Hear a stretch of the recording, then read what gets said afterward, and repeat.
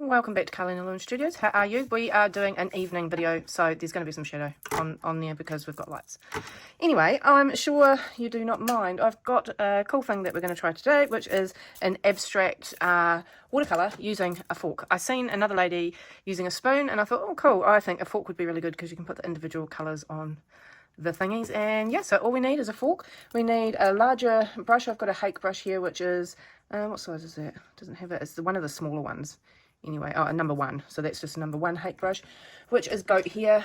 You could use a big mop brush, anything. You could use a flat brush, you could use something like this, and also a rigger brush. This one is a Da Vinci number 4, but you just anything that's long and slender, so you can get a nice, you could even probably, if that's all you've got, is just a smaller fine tipped round brush. Right, let's go. This is going to be fun. It's going to be fast. It's going to be fun. So what I've got here is cerulean blue, and I've got yellow ochre, and I've got Van Dyke green.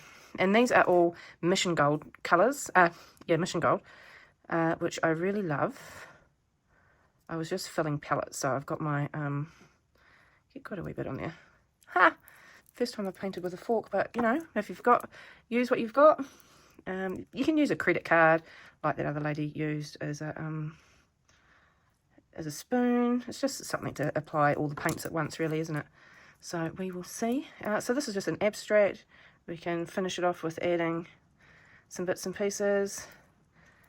I don't even know how these colours are going to turn out. Normally, earthy colours, all good. Right, let's go.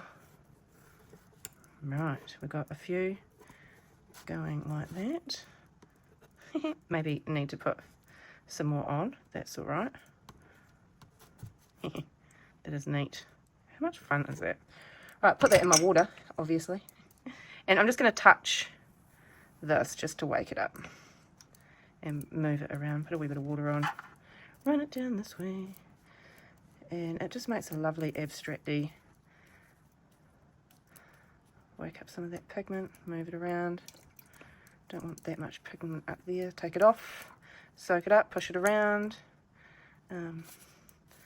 Go like that. Oh, this is so cool. Move it this way because it's all running on a wonky. And touch the bottom. Get that green going. Woohoo. Looking fun. Looking fun. Dry off a brush, suck off a wee bit of paint. Push some of that pigment around, bring some up like that, move it around, soak some off, push it around. How much fun is this? Bring it down here, bring it out to the edge. So much fun. You just don't know what's going to happen, I like it. We are going to add some darker Van Dyke green in these spots with, this is really, really wet, so I might even put you on pause for a hot minute and blow it with the hair dryer. I don't think that you want to hear that happening. I'm going to put some down here too, just to lighten it there. It's raining here today. It's the west coast of New Zealand. We rain often. This is so much fun. Might bring that a wee bit further down. I've got some over here that I don't want, so I'm going to scrub it and get a tissue. So I'm going to go back in with a tissue in a minute. I'm just going to, how about I just pull some of that down there. Oh, I like that. I like it a lot. With these sorts of things, it's just so much fun to do the unknown. Like, you just don't know what's going to come from a fork or a spoon, or got some nice granulation going on there. Just pick up some of that thicker pigment. You can also go in with it and scratch, which is really neat. I like doing that with some, I'm just scratching up with it, but it just can give some texture to it, something to look at. Just helps to add fun things by blotting it off like this. We get dark tones, mid tones, other bits and pieces happening. It is very interesting. I like to just keep it. Let's see if that blue will move off there. Because I wanted to just keep it like that, central to the page.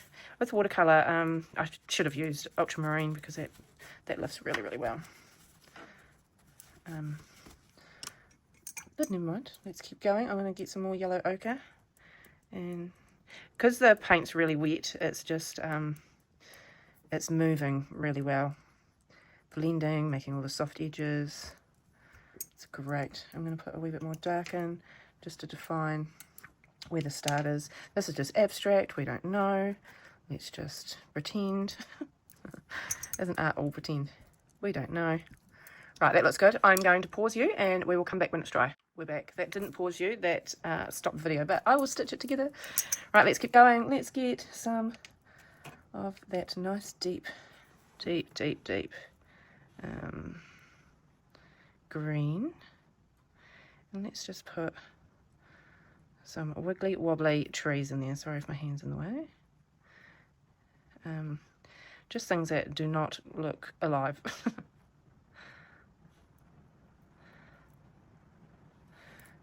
Oh, can you hear that rain? Just keep adding until you feel like there's enough there. Wet your brush and then just blur in the bottoms there so they blend in. I'm going to go in with some of that cerulean. Get some of that on my brush. I've got another palette over here that's got all those colours in it. Sorry, I can't fit everything in the video. Might just darken that up. It's a bit of Prussian blue as well. Prussian blue is really nice blue. Let's merge these images together.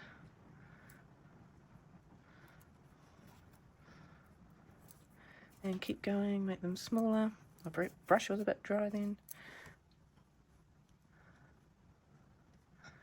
They don't have to be accurate. That's the whole thing about this abstracty thing. You can get caught up on, oh, that's not a tree, or oh, this isn't how, whatever.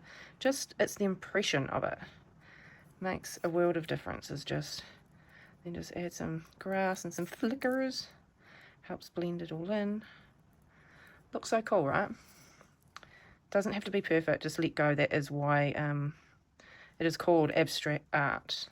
Let's put some bits over here. Then at the bottom of those, like where the, like just go like that, roll the side of your brush along the page. Nice. Let's add a little bit more of our ochre, yellow ochre in there, just for a pop here and there. This could be grasses, it could be anything. A bit of dot of water there. Let's get some wet paint on our brush and just give a few splatters, because that's always pretty. Have a tissue handy so you can blot it away. How cute is this? It doesn't take much, does it, to make it look so cool. Some more splatters. Splatters are a watercolorist's best friend. Always use splatters, my friends. Splatters are good. I'll just go at the base there. Splatters in a tissue. I'm liking that. I'm liking it a lot. Just dab up some of the splatters that you don't want around the face. We can add some birds as well, why not? Might just go in with just a little.